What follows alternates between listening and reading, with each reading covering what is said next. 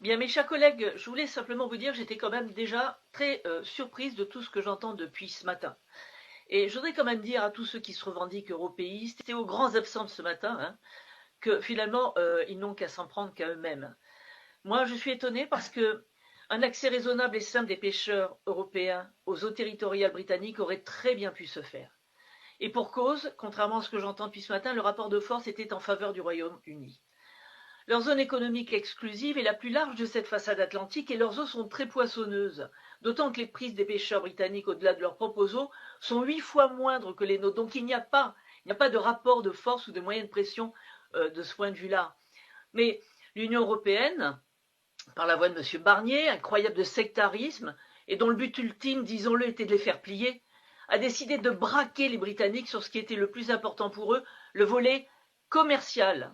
Et pour cause, l'objectif est de faire en sorte que le Brexit se passe mal, afin de montrer aux autres peuples européens ce qui se passe quand on a l'audace d'en sortir.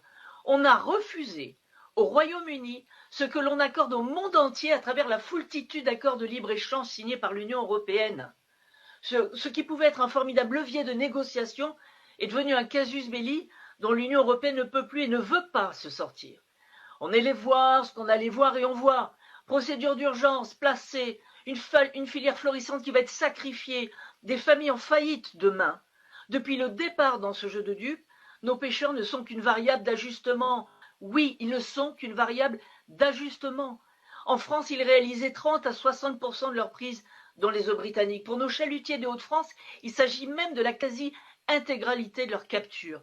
L'idée d'un no deal orchestré, instrumentalisé et organisé aujourd'hui en catastrophe est de leur responsabilité. Mes chers collègues, on nous demande aujourd'hui en fait d'entériner les échecs et l'intransigeance de Mme von der Leyen, de M. Barnier et de la Commission européenne, qui dans ces cas-là savent toujours où nous trouver. Hein. Mais je vous le dis, si la variable d'ajustement de ce fiasco doivent être nos pêcheurs qui en paieront le prix fort, c'est non.